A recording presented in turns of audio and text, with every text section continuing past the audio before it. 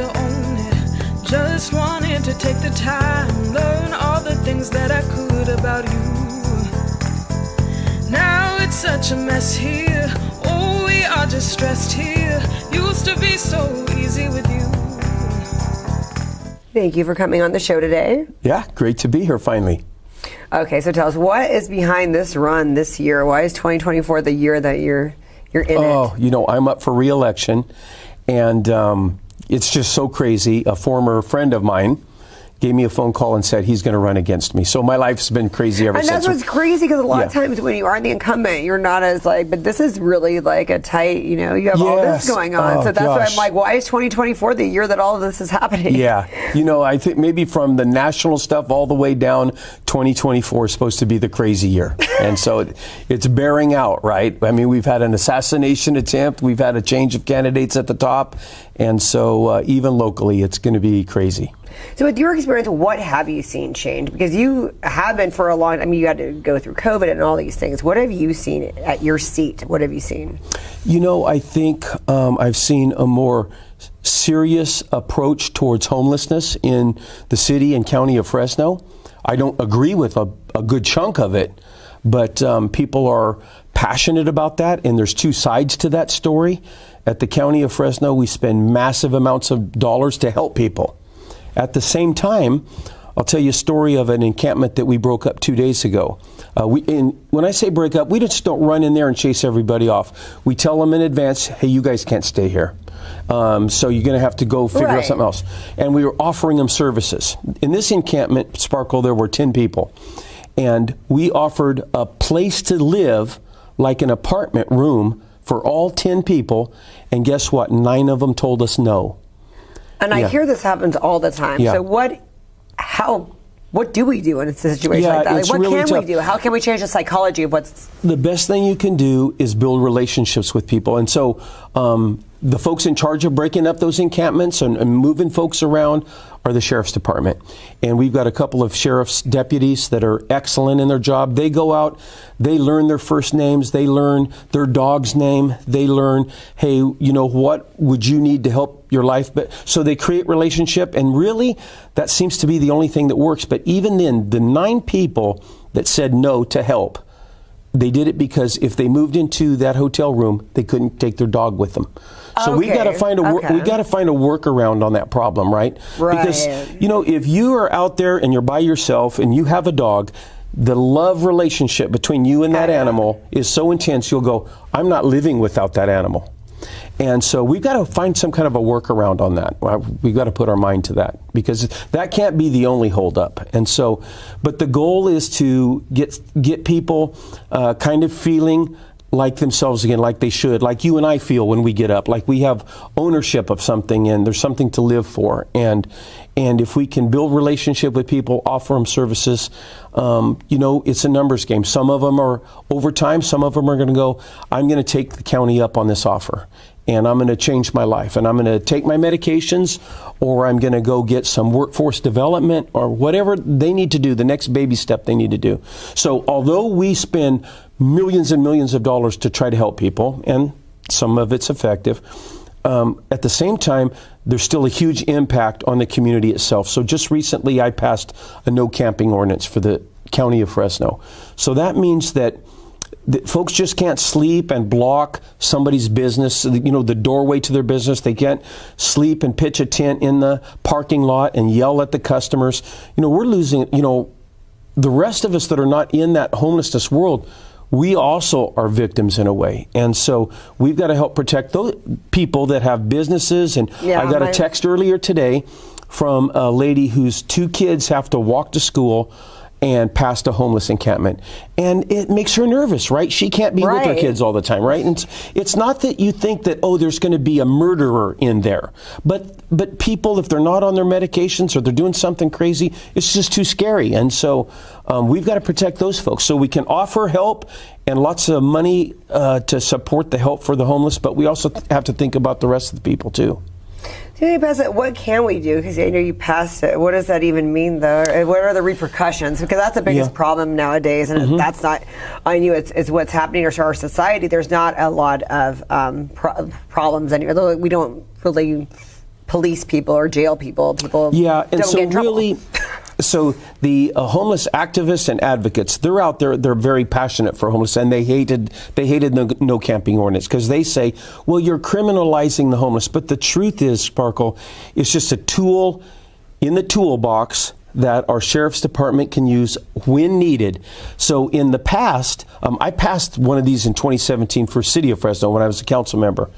And then there was a court ruling that said no camping ordinances can't work unless you have a bed for the people. Well, we never had enough beds, so they were ineffective. About 2 months ago, the Supreme Court said they reversed that decision. They said, yes, no camping ordinances are legal, and agencies like a county or a city, they can do them. And so it just gives us a tool. In the past, if we said, hey, you got to move, they would say, no, I don't. And they actually had the law on their side. So now we can say, hey, you have to move, and they have to move. So it's going to be used occasionally. You get somebody, and they might be out of their mind, or they might just be an obstinate person, and they're going to tell the sheriffs no. And now so what the happens sheriff's, to them?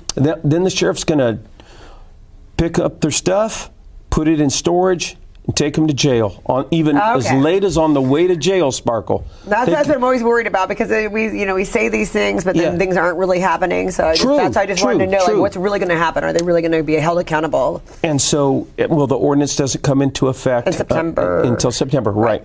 So the truth is, even on the way on that drive towards jail, we're going to say, hey, man, one more time, we have a spot for you. Wouldn't you rather go, and get 3 meals a day and get some help, and we'll work you through your next baby step back to, a productive citizen. And so it's just for the very obstinate. And in all reality, just like this encampment that we broke up 2 days ago, those people, when we said, you can't stay here, they moved. Now, some of them, come to find out, had a family member that, well, I'm going to move back in with my family member. And some of them didn't, right? It's crazy out there on the streets. But, I mean, you just can only do what you can do, right? We need faith-based organizations to come alongside government and help. They really care for people. We need the activist community. Most of the time, we're not on the same page, though. We have people that say, you need to build me a house. Well, government, we don't have the kind of money, right? So right now, we can offer them a voucher for a place to stay and give them 9 months or 12 months opportunity to get back on their feet. That actually is a decent amount of time. Yeah, I agree. So that's one thing.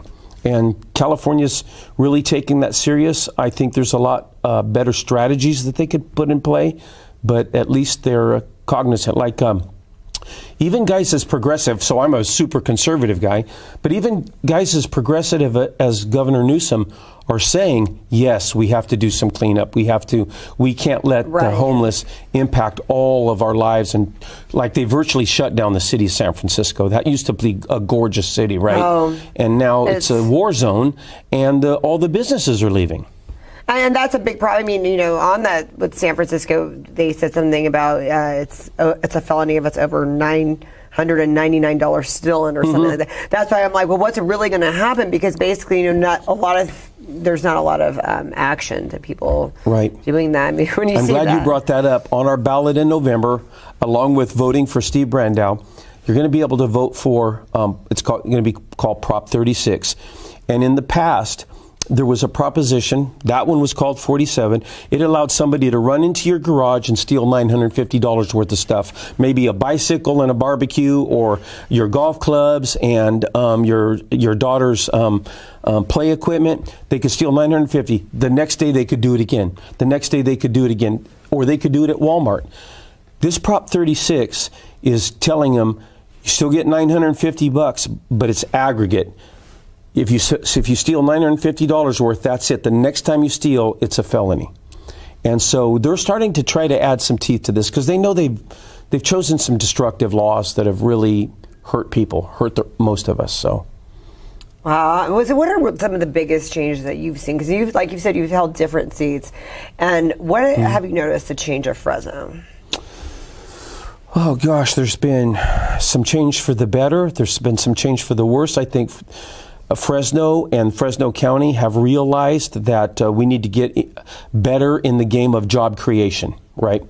So government is really not good at much of what they do, okay? But we have to try our best. And so in Fresno County, I'm leading an effort to create a industrial park. And it would take about a decade to build it out. But at the end of a decade, about 40,000 people would be employed from our community. And they might even include my hometown of Selma or Kerman or Reedley and some of these communities from around Fresno. We're gonna have 40,000 jobs for people to begin building their own wealth and buying a house and some of these positive things. And so that's something that I'm dedicated to, getting that industrial park built. And so it's going to take probably 3 years just to get it off the ground. But other communities have done it. They've been successful. Here in Fresno, we're the biggest city in the Central Valley, and we have a lot of activists that fight that. Believe it or not, they don't like that. And what's their biggest reason? One of their biggest complaints is that these industrial parks get built, and this is true, in the past, they get built really close to residential areas. And so you have a lot of trucks driving, and trucks create exhaust, and exhaust creates health problems. So in this particular spot that I've chosen with our team, it's not in a residential area. It's outside of the city of Fresno. It's out in unincorporated Fresno County. Oh, okay. And it's a great spot because we're not going to be creating health problems for a bunch of people. So I'm keeping my fingers crossed. We've had close communication with Rob Bonta, the Attorney General for the state of California. He knows we're trying to do it. He knows that the activists don't like it, but he's giving us some measures. Hey, if you guys can make sure you're within 3,000 feet and make sure you plant trees and grass and make sure you have lighting and bring some benefits to the community, I'll help you get it done. So we're trusting him. He's trusting us. And again, Sparkle, he's a real progressive guy. I'm a conservative guy. But we got to work together. And that's what's great, is when you guys can work together. That's important that you guys do. We need the 40,000 jobs. Bottom line, we have people graduating Fresno City College, Clovis Community, Fresno State. We need to find places for them to stay here. They're just going to go somewhere else, right? Like some rock stars go to Los Angeles, like you do. But we want to keep people here. And so that's the goal there. And I'm glad you mentioned these relationships you have, because you have held many seats. You do have a relationship with a lot of different people. Tell us about some of the stuff that you've worked on in the past with other people, and people have really come through, and the relationships that you've forged. Oh yeah, there's a lot of great relationships. I think of the rescue mission. Now it's called City Center. Matt Dildine. There's the Poverillo House. There's Life Bridge Church. There's all kinds of relationships where government can go in and kind of help smooth the way and allow good people to get things done. And those are just three, but there's And they come back and help you sometimes when you need something. Absolutely. Oh, totally. And then when we say, hey, we've got this person, and I made this call about 3 months ago. We had a refugee family that came into Fresno that's dumped on the streets of Fresno. It wasn't their fault. It was a mother and 2 kids, and the father was being held in Dallas. And here's this mother and 2 kids in Fresno. I had to make a phone call. It was exactly to one of those. It was actually to 2 of those guys. And they came through and they said, hey, let us work on it. We'll find a place. So they did. Within 12 hours, they had a place for them to live. And so that's the value of those relationships, right? And it's not all government, and it's not all the private sector. You got to work together. And I sometimes it's it is important for the person that's been there for a while to kind of keep doing that, because you've built this for a long time, and it's great to see what you can build in these next years when you're elected. There's another one called the Fresno Center. There's a bunch of them actually, and they are usually nonprofits. And they usually have their own mission. They might be strong in outreach to Southeast Asians. We have a lot of Southeast Asians in the community. And I think of the Fresno Center, and they do great work there. So whenever something new comes about in government, they've got a way of announcing it, getting it out to the community so the community can hear about it. So little grants that are available to Southeast Asian farmers or something like that are in, if you see our Southeast Asian community, a lot of times they're on the outskirts of town. They're growing fantastic food, right? And they grow not just for their own family, but they grow for their own community, and then they even sell it and market it. And so we want to encourage all of that. So we partner up with different groups, and they usually have a specific target goal, and then they go out and they actually do the work. when you mentioned COVID earlier, when COVID hit, you try to go out to rural Fresno County, to a migrant farm worker community.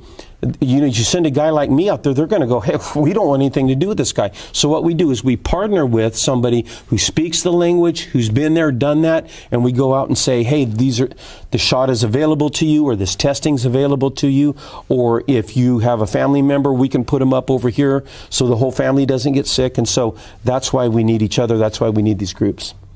And what do you feel about the direction that everything's going in Fresno? How do you feel like Fresno rallied together for COVID? And what do you see about like the direction we're going in I think it was a crazy time. And I personally never got the COVID shot. Okay, so it wasn't my thing. Now, you might have, and many of my friends did. But I think it was a crazy time, and I think Fresno County, we walked a fine line. We made the shot available to people that wanted it, but we didn't force people to take it. And that was the compromise that Fresno County came up with. We have a surgeon that's in charge of our health department that said, I want everybody to get the shot. We said, hey, doctor, not everybody's going to want the shot. Let's not make it mandatory. Let's talk about giving people options. And so when when Governor Newsom wanted to shut down churches, we kept saying, Fresno County is not going to shut down churches. So if the governor wants to shut down churches, let him bring the National Guard in. But our job is to inform people and then let them make their best decision for their own lives, right? So I was very happy with the response that we did during COVID. Now, there was still a lot of impact. I'll give you an example. Inside of the city of Fresno, they want to shut down restaurants. So they created a snitch hotline where if you saw a restaurant still operating, hey, these guys are still operating. In Fresno County, we didn't do that. We're not out there to try to put people out of business. We know it's a tough time, and so we just said, hey, here are the requirements. Here's what the governor's saying. Here's the standards that you have to meet, but we're not here to shut you down. That's really important. And so the direction that we're going in now, you said we're going to really crack down on homeless. We are going to create more jobs. What are some other changes that you're excited about Fresno in the direction we're going in? So we're about to enter another challenging time in the economy. There's always a couple of year lag time, right? So we're going to have to tighten our belt at Fresno County, and we're going to work on our budget next month, by the way. And I had a meeting about that today, about an hour-long meeting about the budget and where it's going, and I gave some input and stuff like that. But one thing that I am happy about is when I came on to the Board of Supervisors in 2019, we had a reserve of about $36 million. Now, $36 million is a lot of money to a family, but it's not a lot of money for 1 million people, right? Yeah, it's for 1 million people. So we have 1 million people, over 1 million people in Fresno County, and Fresno County's got to be there to offer services. So in 2019, when I started, we had $36 million. When we pass our budget next month, we will have increased it to $90 million. So $90 million is a lot better cushion. That means when the downturn comes, and it's coming, I'm not the guy that's going to say it's coming in 2024, 2025, but we know how the economy works, right? So the next time the economy takes a dip, instead of laying people off and ruining lives and telling people, no, we're no longer have services for the elderly, we have to cut that back. Now we have a reserve where we can say, okay, let's try to weather the storm and not stop our services. Because Fresno County, at the end of the day, what county government does is helps people that are in trouble, right? Kids that have lost their parent, maybe their parent's been thrown in jail. Now what do you do with the kid? Some of the families out of state, sometimes we can place them with family, but we've got a Department of Social Services. It's our biggest department. They got to find ways to help the kids. At the other end of life, we've got to help the elderly. And COVID was crushing to the elderly because community centers couldn't meet. This is the only place they have to do things and interact with people throughout the day, right? So that's the task of Fresno County, a county government, is to help people that are in a bind. And so that reserve, when the downturn happens, this time it probably won't be as severe to our citizens because we'll still be able to do some of the things they need. And one of the biggest things I like, and that you'd mentioned earlier, is about informing people that don't know about things that are available, like grants and such.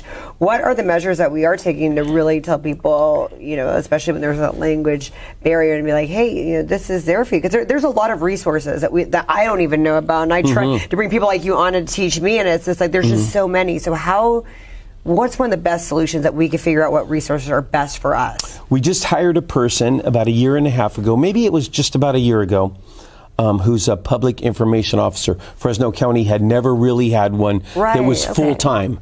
We always had people that their job was to work on something, but they would create an email and send it to the news groups and say, here's what Fresno County's doing. Now we have a professional level public information officer. And there's a video guy, he does great award-winning work.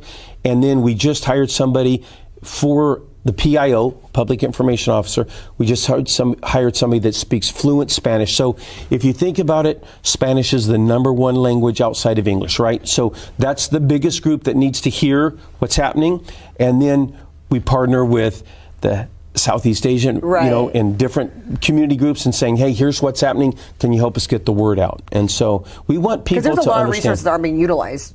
Totally. Because we just don't know. Yeah, we just don't know. Right. And it's not easy because, it costs money to advertise. And you folks here in CMAC, you guys, it's all in the advertise. But a lot of people are so busy working, by the time they get off work, their kids, they don't connect. And then, unfortunately, they say, well, I'm going to watch Netflix. Well, you're not going to get any answers. You're not going to learn about opportunities. I think I might be one of those people. We all are. We all are. We're all one of those people. But so we just have to do our best to get all the good stuff that's happening at Fresno County. I'll give you an example. We just, the other day at Avocado Lake, it's on the river, and it's a county park. There's a county park right next to it.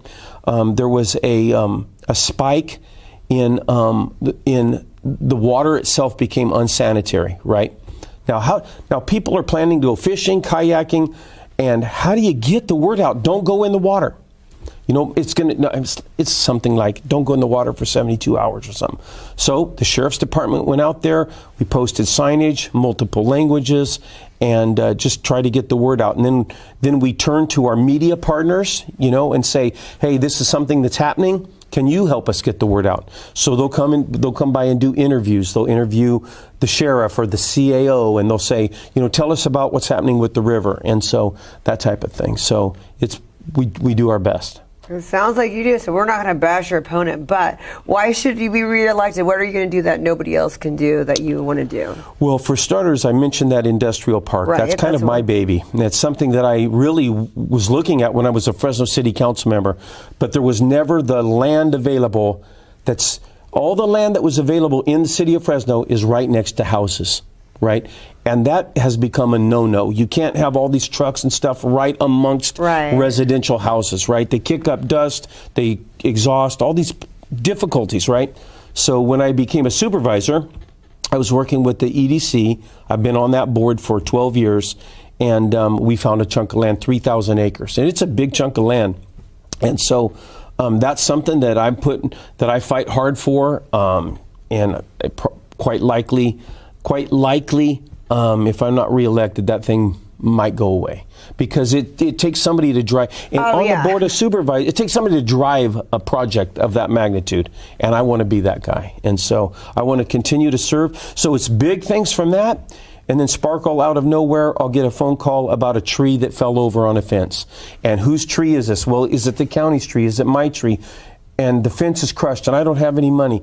And so we have to go in and solve little problems all the way to big stuff. And it's a very enjoyable career, by the way, and I do enjoy helping people, but it's always a challenge.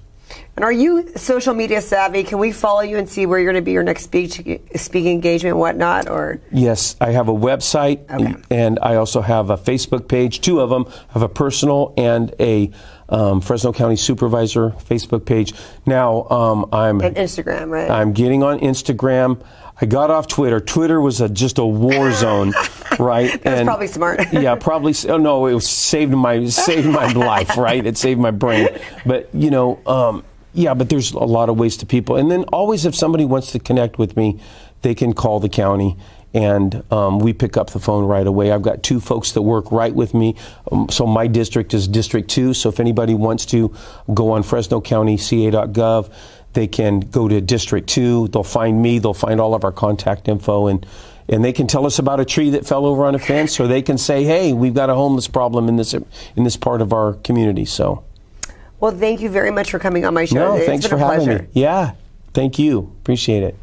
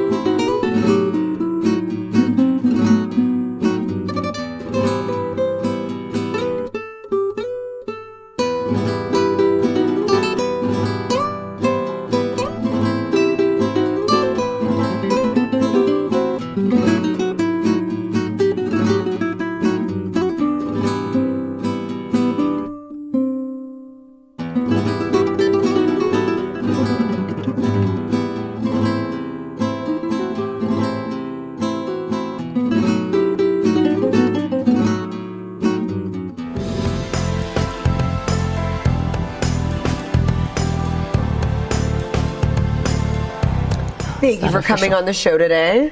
I wanted to interview you for a while because I first heard about you through Leo Zaki. He said it was like, she's a great friend. You have to interview her. She's very lively. And I was like, he was telling me some of the stuff that your platform was. Yeah. Because I really didn't know a lot. And I was like, wow, so you're very fascinating. Tell us about your experience. Which experience? No. I know. Okay, well, you have your career. So tell our audience about your career, then how that led into running for state assembly. So career-wise, I've done quite a few things. I was water well drilling and farming in my first life with my first husband while I went to Fresno State and San Joaquin College of Law. I'm a Bulldog, graduated with my ag business degree. And then I also worked part-time, not part-time, I worked full-time, but it felt like part-time because I lived all the other lives farming. But I was working at the prison.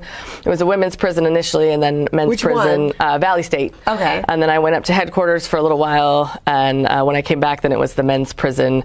And then I left state service and was just focusing on well drilling, farming. You actually did corrections and was with all the fun people. Yes, there's always no shortage of fun corrections stories. So that's wild too, because you're this like petite woman, then you had to go in there and be like a boss. You went from the farm to, or was it the same wrangling animals and wrangling? I mean, I never had any issues. When my first job with the state of California was actually at the call center for DMV. So everyone that talks to you is like mad already. So that seems like the hardest job of all. Actually, yeah, everyone's in a bad mood. So I keep picking these state jobs that are difficult. I was call center for DMV, then I went to prison, then I went to sex offender management board at headquarters. Oh, wow. As an analyst, and I went back to prison as the use of force coordinator, and then I took a leave from state service for a while, focused on well drilling, farming, and my real estate. I did real estate full time, and then I went back to the state. Real estate full time? When I was in law school, I had a little office with like 6 agents. My mom was, agriculture and real estate. That's yeah. It was interesting. My mom helped me as my executive assistant, and then I still have the license. I do my family transactions. And like you went my to law sister. School. Yeah, I did go to law school. Graduated in 2013.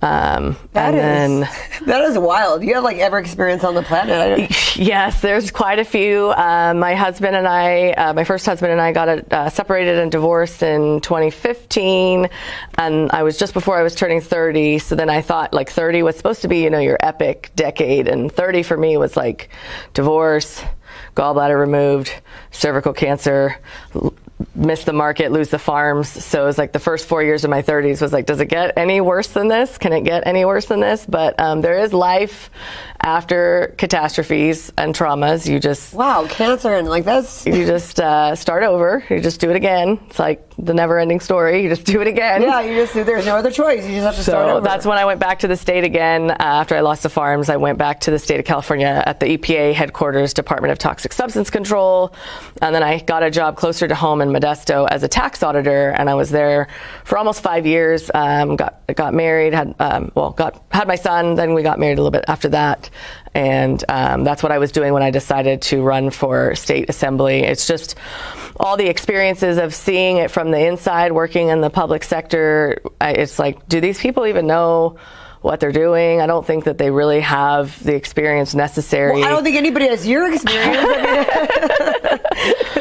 Yes, I guess I got bored a little easily. So you always have to have like 5 jobs and degrees and certificates going on. I don't want to go back to school anymore. 235 college credits is enough for me. I don't need any more right now. I was halfway through my master's in accounting when I got separated and took over the farms on my own. So I didn't finish that program. But I mean, I worked as an auditor for 5 years. I've audited tiny mom and pop, no employees. I've audited exchanged on the stock market, $1 billion payrolls in the state of California, publicly traded entities. I've done a big range of that. And, all of those businesses are successful. They don't operate in the negative. And, I see the flaws with the state of California. And I think there's a lot of simple things we could do to incentivize agencies to save taxpayer money. And we don't have to keep increasing taxes. We can just be more fiscally responsible with the money we have. So that's what I hope to bring to the legislature, is a little bit of fiscal responsibility and,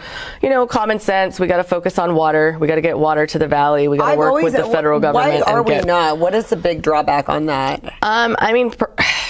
Personally, I think the drawback on it is it gives people political power. If you have scarcity, you have control. So why would they want to give people what they need? Then they don't control you anymore. I mean, that's my opinion. I mean, if you look at the state of California and who's been in charge, right? It's been the same people in charge for my entire adult life, and they've promised to do things. We've done bonds to get funding for water storage and different things, but there's always some reason it gets held up and they can't do it. And I mean, to me, it just seems like it's all about control, and that's not the point of our Constitution and our government. The control is to be with the people. So we need to take our control back. That's why I'm running. Wow. Well, I mean, your experience is definitely amazing. So when you get there, that's what some of your big goals is really water conservation and how we spend our money. What are the biggest mistakes that you've seen as an auditor and as you've done that, where you see people are just going wrong and they could have done things differently? I mean, like right now, we're in a deficit. So when I authorize stuff, I have to route it up to like several directors. It goes through 8 people in the state to get a $1,200 training approved for an officer training that's mandated. And then during a surplus, you can spend $10 million on furniture and not know the exact amount of what you need and have a bunch of extra because it didn't get routed up. So to me, I think we need to have the same standards and policies in place, whether we're in a deficit or a surplus, and there needs to be dollar thresholds. To me, just common sense, what the private sector does with their money. And the other factor that I've seen is you've incentivized all these agencies to spend what they get, or you penalize them. So if you work for EDD or CDCR or whatever it is, you get your, $5 billion budget. If you spend $4 billion, then next year you only get $4 billion. You get punished for being responsible and taking advantage of a circumstance where you could save money, and they won't give you the money again the next year where you might need it because things change. There's volatility in markets everywhere. And so instead of punishing agencies for saving money and then incentivizing them to overspend because if they don't use it, they lose it, we need to reward them for saving money. We need to do positive things. That's what big businesses do, and that's what we need to do with the state of California.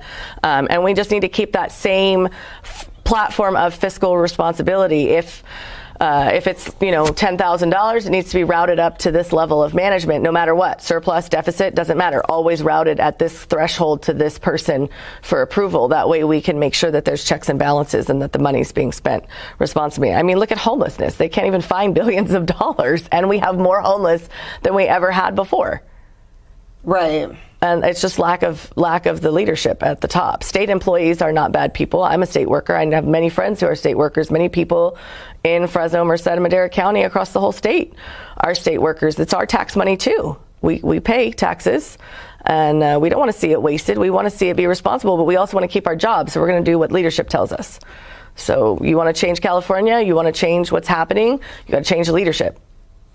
And then how do you plan to do all that? Because I know you go back and forth to Sacramento a lot, which is good. You live where you can go everywhere. That's what's great about where you live. Central Valley, yeah. Yeah. And so, like, it seems like you know people there, and you've really been active for a while, and you've educated yourself on what's happening. And so what's your plan of action? And who do you talk to around there that you think is, like, on your side to really help you make things happen? I mean, there's a lot of people in the legislature right now who have endorsed me. All of the sitting Republicans just about have endorsed me. Heath Flora to the north, Juan Alanis to the north, Devin Mathis to the south, which is, I think, Ali and Xavier that are battling that out, George Radanovich and David Tapania, I never say it right. Oh yeah, me too. He's been on the show. Anyways, yes. He's amazing. They're both. I like both of them. They're both good Republicans. So I think collaborating with the Republicans that we're going to have going into it. There's a couple seats that we might pick up. There's some good people across the state, Stockton and North, that are doing a good job. So we don't know exactly what's going to flip. So we'll definitely ally with those people. But I've worked with the other party in my day job for a decade in the state of California. So numbers are numbers. Fiscal responsibility, common sense is common sense. I'll go to the other side. I don't care who it is. I'll reach out to every single one of the Democrats in the legislature, and whoever will actually sit down and have a reasonable conversation to hash out solutions is going to be who I work with. And if none of them want to take me up on that, then that's fine. I'm going to go to their voters, and I'm going to do what Shannon Grove did, and I'm going to call it to their voters' attention, and they can see if they still keep their seat next election cycle. Wow, that's hardcore. Oh my God! Well, no wonder people are fed up. Yeah, people are fed up. It's true. No. They just need the truth. When you give people the truth, numbers don't lie. Numbers don't lie. I mean, I just went to NAACP cookout yesterday. I got invited to go to that. I don't have a problem. I'll build a bridge anywhere there's a path to cross. I don't care who it is. At the end of the day, we all don't like paying more for gas. We all don't like having terrible roads. We all don't like our kids not getting a good education. We all don't like going broke at the grocery store. We all don't like wondering at the end of the month, what do we have to pay, utilities or gas or food? What's more important? And everyday Americans are suffering with that. I mean, even myself, who makes decent money, I'm at a pretty high-ranking position within the government, and my husband is self-employed, and we've been very blessed. But it's way more of a struggle now than it was 4 years ago. When I go to Walmart, I'm buying the same groceries for $300 instead of $150. That's tough. And that speaks to people. You don't have to lead with, hey, I'm a Republican, or hey, I'm a Democrat. Hey, I was a tax auditor and I want to bring fiscal responsibility to the state of California. Hey, I want to call people out on things and I want to make them accountable. Accountability is key. Our crime is key. We don't have accountability when it comes to criminals, and we don't have it when it comes to our government. We need it. We need both of them. Right. Or we're just going to live in anarchy. So what were some of the things that you learned as being like auditing? You said big business, small business, or whatever. What were some of the mistakes that you saw like were common denominators, and like this is how it went wrong with the spending and stuff? I mean, for me, I was doing payroll audits, so I was looking for people that were hiding employees and paying them as misclassified workers. And a lot of the businesses were struggling because we were implementing AB 5 when I started. And that's where basically everyone in the state of California is presumed to be an employee unless they meet a certain set of standards. So instead of having discretion as an auditor to say, okay, she's got her own cleaning supplies, she does advertising, she has all these customers, she meets all these requirements. If we can't check every box, she's an employee, end of discussion. So there was, housekeepers that they didn't have a business license, so they had to get picked up as a misclassified worker. There's actually construction companies who, because of the over-regulation and the excessive cost of insurance, especially workers' comp, they will misreport their employees as independent contractors and get audited by EDD almost every year, and they'll pay the penalties and fines because it's cheaper than paying the workers' compensation on that construction employee. Sense. Okay. And so, it's things like that. We need to make it affordable for businesses. We need to eliminate the bureaucracy, and we need to help people do things. Why is housing so expensive in the state of California? Because we're overregulated. Because we have to have every little box checked. I have a friend that just moved to Tennessee, and she said that they registered all their vehicles, and it took 3 minutes, and it was $50 for everything for for like 5 years. I know when I got licensed in Arizona, my broker's license, the state of California, when I was setting up the corporation, it took 6 months or a year to get all this stuff to process through. Arizona, you take the test, you fill out the form, you email it in. 24 hours later, they send me back an email saying denied, you missed this, this, and this. I send it back completed. 24 hours later, they say approved, here's your number. What is Arizona doing different than California? Why is it 6 months for a business to be allowed to operate in the state of California but not in Arizona? It's the backlog, and it's because there's just too many things that we're regulating that we don't really need to regulate. We need to give, people an opportunity to be successful and have the American dream, and we're driving them out of business. Wow. So then what's your first plan of action when you get elected in?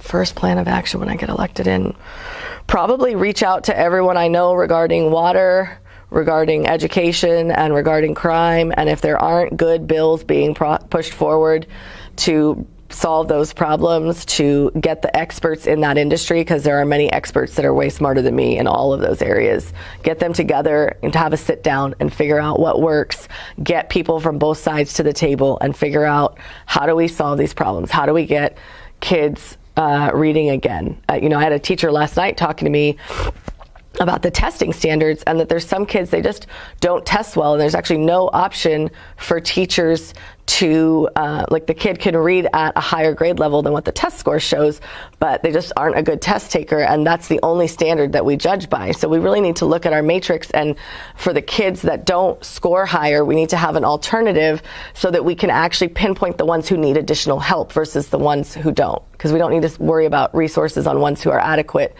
just because they had a bad day taking a test, something happened. Right. There's opportunities for that. So that was one of the things I was learning from a school teacher in Merced County, that there's a lot of things. I think it's because they're not actually having the sit downs with the people who are in the thick of it every day to get the feedback. When I worked at Sex Offender Management Board, there was legislation that needed to happen because there was a loophole back then where if you were out on parole for 5 years for raping kids, if you went and robbed a convenience store with not a firearm and you went back to prison for like 6 months, your new parole when you got out would trump your old one. And they could not get a Wow. Yeah, and you don't think they talk? They know the games. They know they have nothing better to do. Oh yeah, but educate they know better themselves. Yeah. So, but they couldn't. The leadership in that agency, and this was back in 2012. So hopefully it's fixed by now. It was worth it to go commit the crime. They couldn't get a legislator to pick it up because they're like, nobody wants to touch anything to do with sex offenders. And it's like, no, we need to be willing to get our hands dirty when it's necessary to fix problems to make people safe. Because then you've got the problem with like sex offenders back then, maybe they've changed it, is you have the guy who streaked who was 18 at his high school graduation, and he's categorized exactly the same as the guy that raped an infant to death.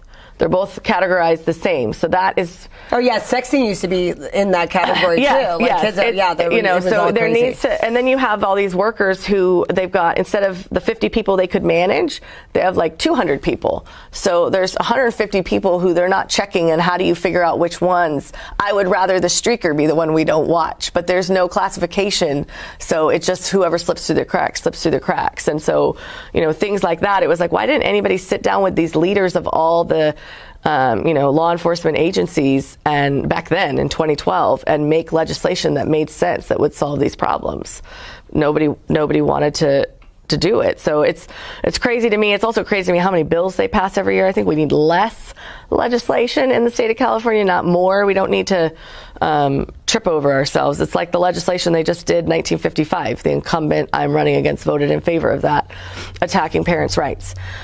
I've heard the other argument. The argument is transitioning children, could be subject to being in danger at home if they had to tell their parents. So this lets them be able to be themselves during part of the day where they feel safe. Okay.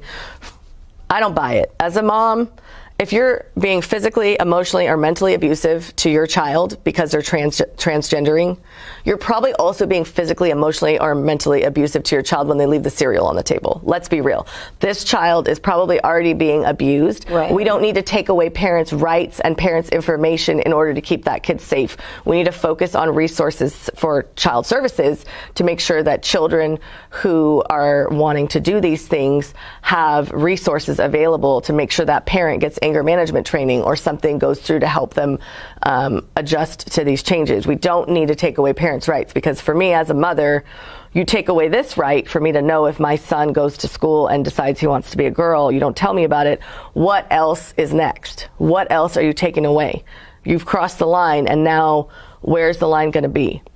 That's true. What parent is comfortable with that? You know, I would hope I would know if that was a situation. But the other thing that concerns me with that is I was a tomboy, believe it or not, growing up. Oh, it's so hard to believe. So hard to believe. My sister was 6 years older. I did a lot with her, but my brother was 2 years older, so we're a little closer in age. And I remember Santa at my dad's work, they had the big fake Santa thing, and we thought it was real, and he would hand you actual presents. My dad helped coordinate it with like thousands of employees, and you'd get to sit in Santa's lap and he'd give you a real present like you wanted. And my brother got a remote control helicopter, and I got a Jasmine doll. And I was so upset. And so, you know, I was a little bit of a tomboy, but I think now, if I was going to school now, I'd have some teacher potentially telling me, your name's not Joanna, your name's Joe. Yeah, and all because you wanted to play with You can't wear a dress, and just because I wanted to fly the remote control helicopter. I think it's absolutely okay to encourage kids, no matter what gender they are, to do whatever makes them feel happy, because they're kids. We need to stop putting labels on people and start just letting you work your way out through life like we did as kids. Yeah. Yeah, we didn't have all of these problems. We didn't have all of these problems. And then water. I'm really fascinated about this. I grew up in a farming family too. You did farming. And this has been a problem for like over 20 years. And I worked in like ag journalism. So what are some of your solutions for that? I mean, God gives us water. We have a cyclical drought in the state of California that's been going on for many, many decades. Every 5 to 10 years, we're in a drought.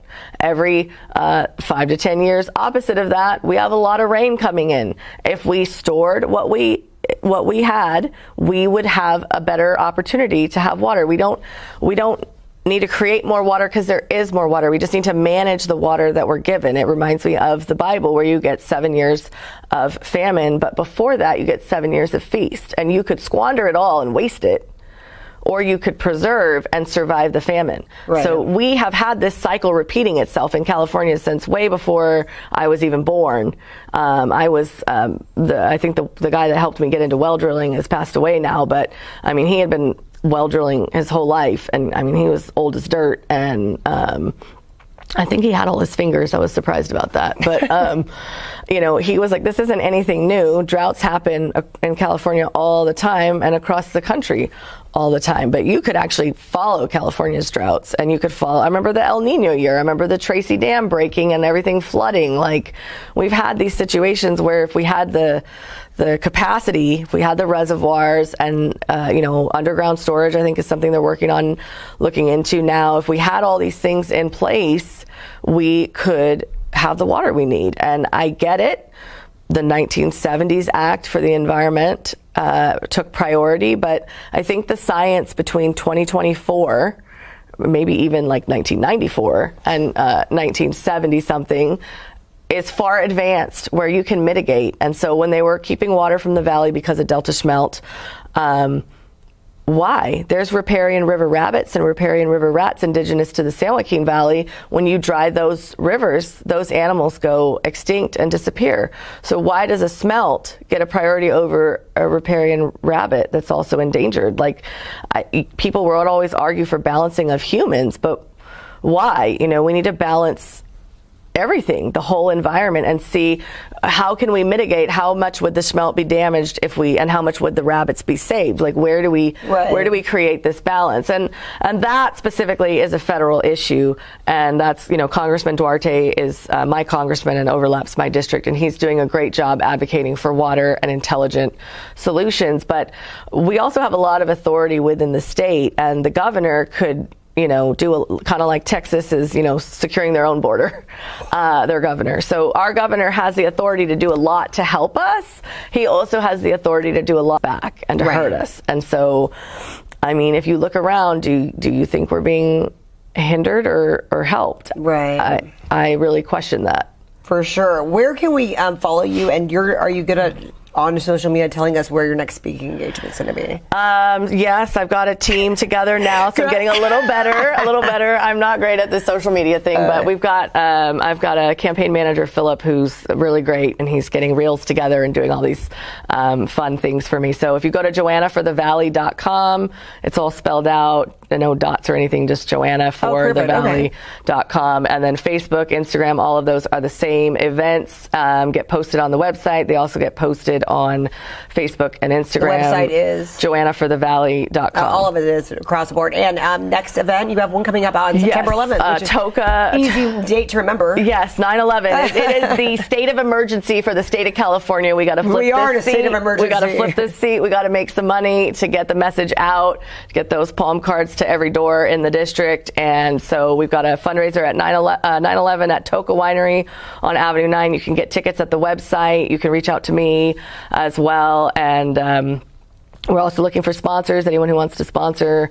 don't be shy to step up. And we can also donate on the website as well. Yes, so don't forget about that. Yeah. And we have a volunteer. We're doing walking in Merced every weekend until the general election. We're going to be walking in a city. So they're going to rotate between Fresno, Merced, Madera counties, and we've got quite a few cities. We go all the way from I think Delhi to Coalinga. So Kerman, Fireball, Coalinga, Huron, Fresno, Madera, Chowchilla. There's just tons of cities. We've got people that walk independently, which is really great. There's a lot of people stepping up that want to see change, and it doesn't matter your party affiliation. Right. To me, I'm just a working mom who's pissed off at what's happening in the state of California, and instead of sitting back and complaining about it, I want to do something about it, and you can help me do something about it. I can't do it alone. I did not win the primary by myself. I won the primary because people decided that money doesn't matter as much as common sense and fiscal responsibility. The incumbent had $1.8 million going into the primary. I had $49,000. She spent $750,000, and I spent $0 on voter contact. We won by 1,055 votes. This seat is a top 3 target in the state. We could flip this red. It's been blue for way too long, and we can flip this red to conservative, family values. I want people to have a safer environment, an affordable environment to raise their families. That's what I want for my son. That's what I'm going to Sacramento to advocate for. Thank you so much for coming on my show today, Joanna. Thank you for having me. It's a real pleasure.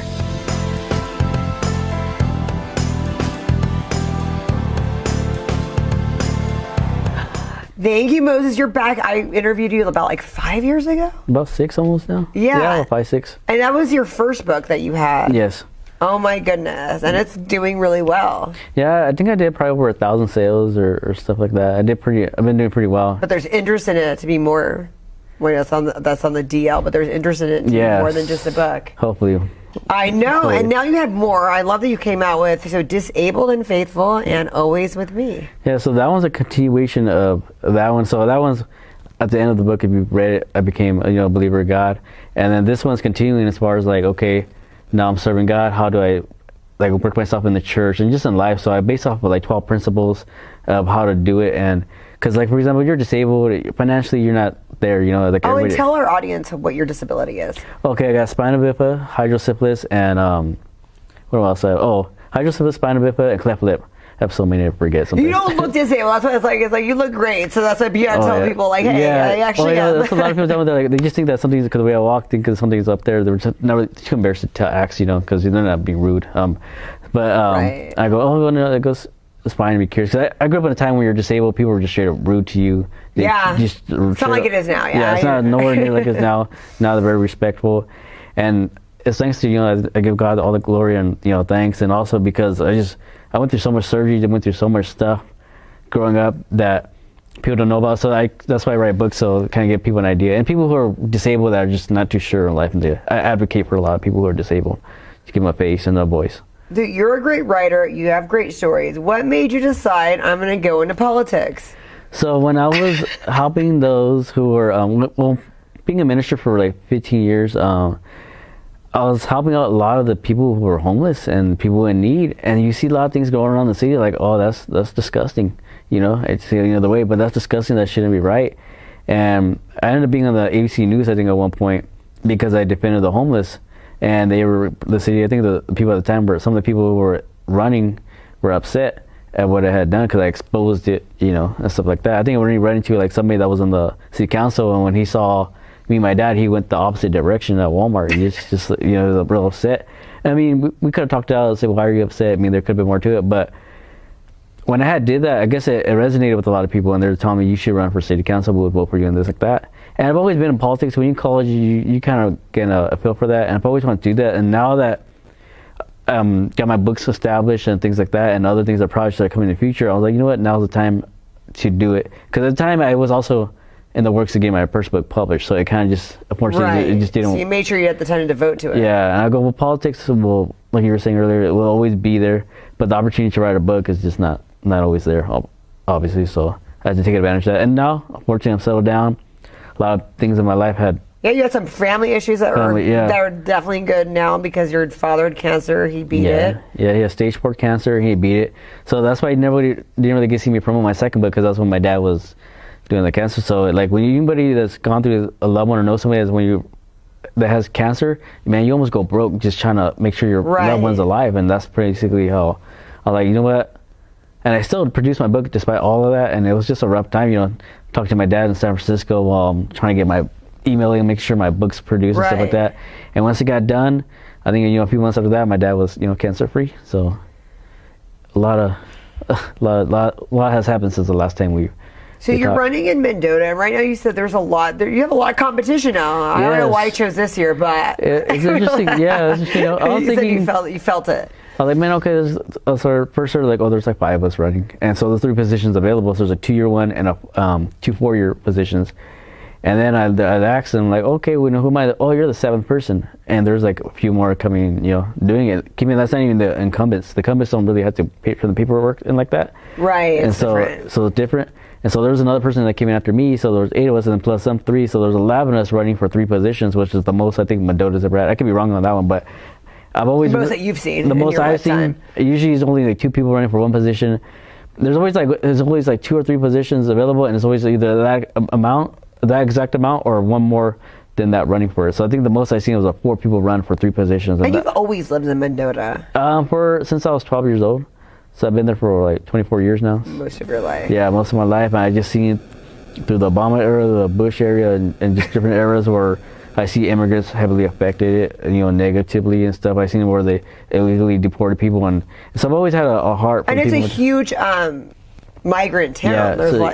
Yeah, heavily Mexican. At the time when I was growing up, it was Mexican, now it's Mexican, Salvadorians, a lot of Hispanics, and just different people of South America, Central America, just right there. It's like a hub right there in that area. So good food if you want to have some good food or great food. But I'm also very passionate about these people because I see them work hard every day.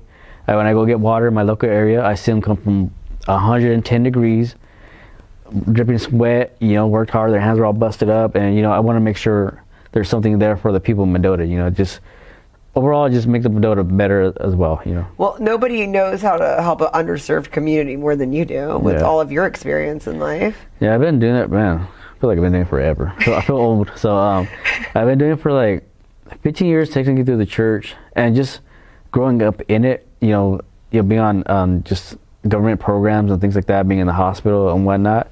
So I've always been around people who were underserved, and I know. And you knew it personally. Yeah, that's the biggest thing is that you knew personally. Yeah, I knew it personally. So when they tell me, "Oh, we need this and this done," I'm like, "Yeah, I understand." Because, for example, in Mendota, a lot of the streets need to be fixed, and I want to be one to push that. Now, obviously, streets are expensive.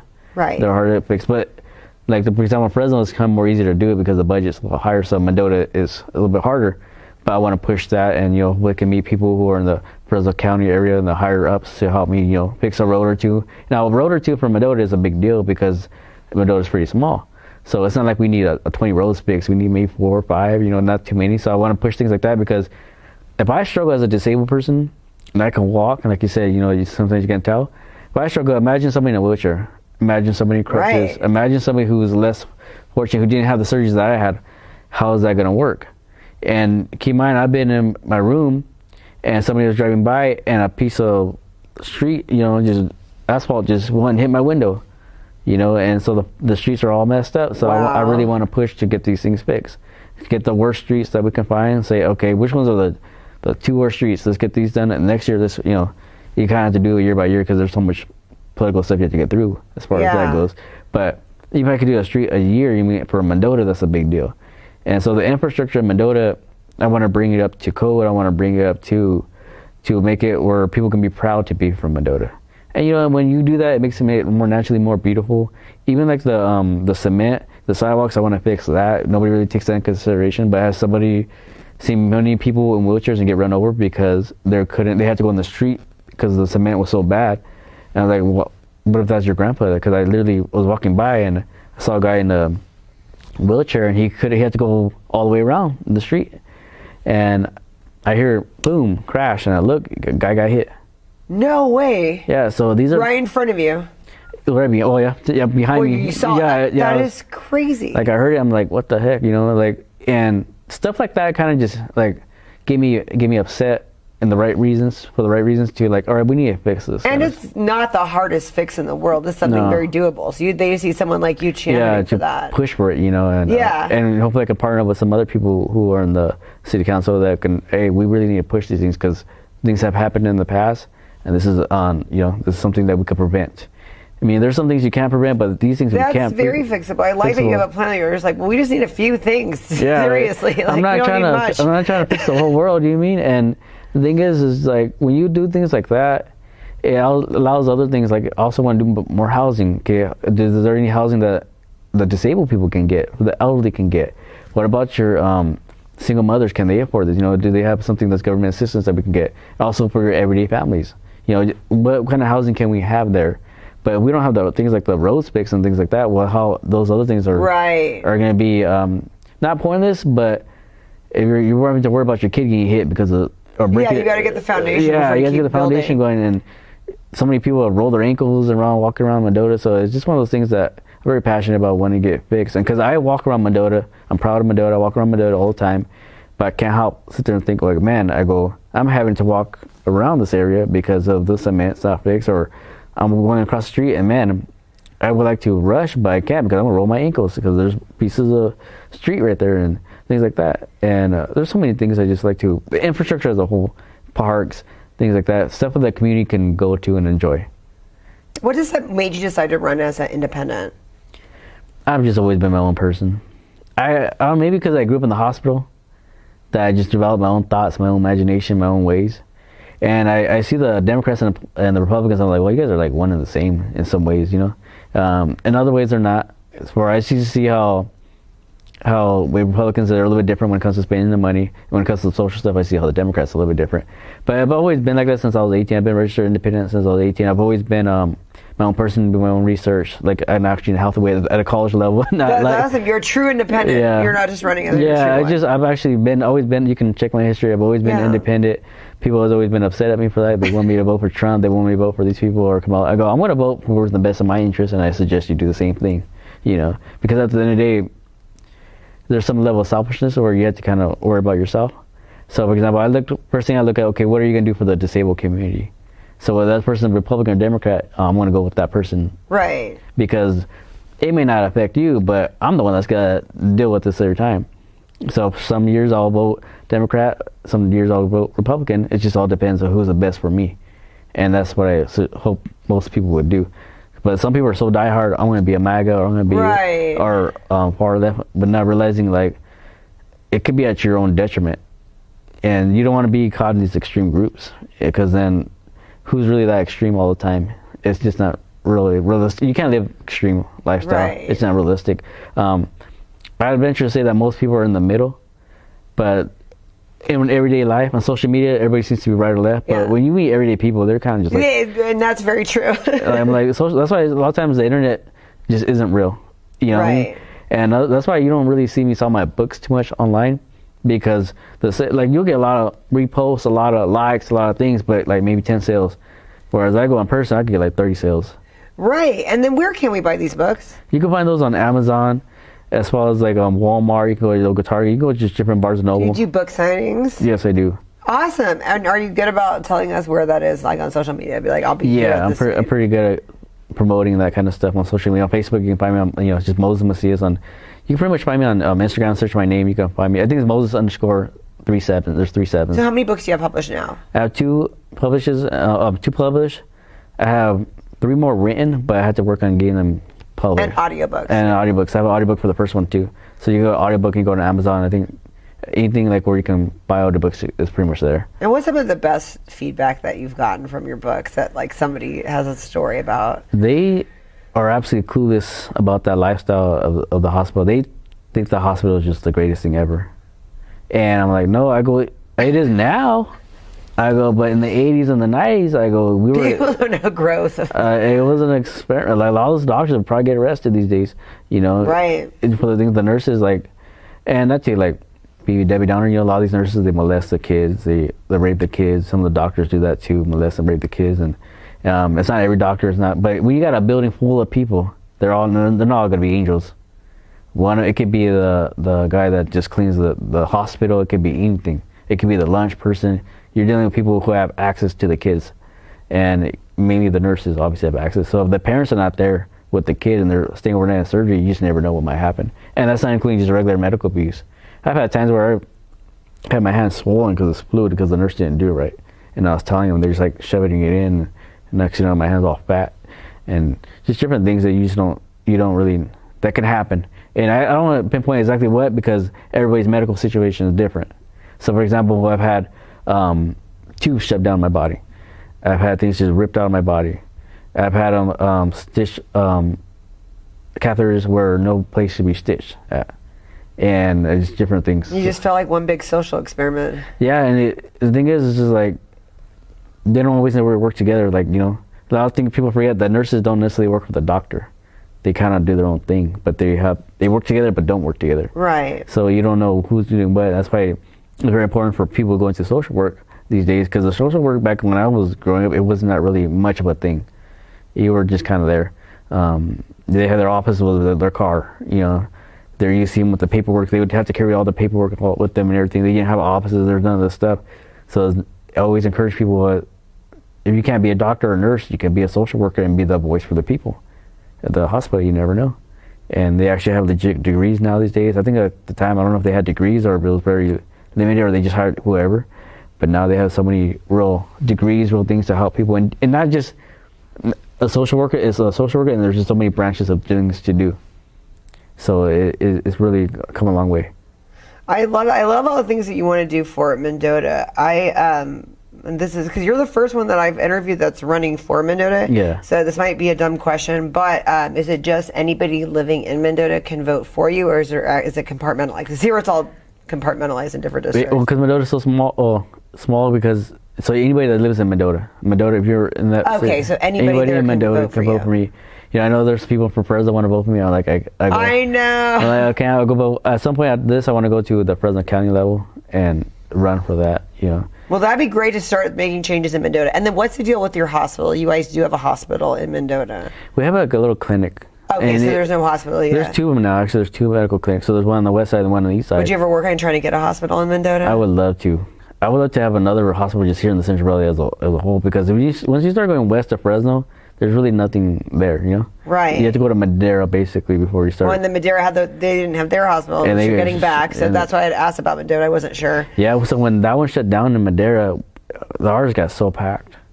Like, wow. I went from going just to schedule an appointment, all right, I'll say I'll call Monday, I'll come Wednesday. I'm like, oh, okay, cool, I'll be there Wednesday. And now you got to, schedule, come back in December. I'm like, oh, man, are you serious? So it just...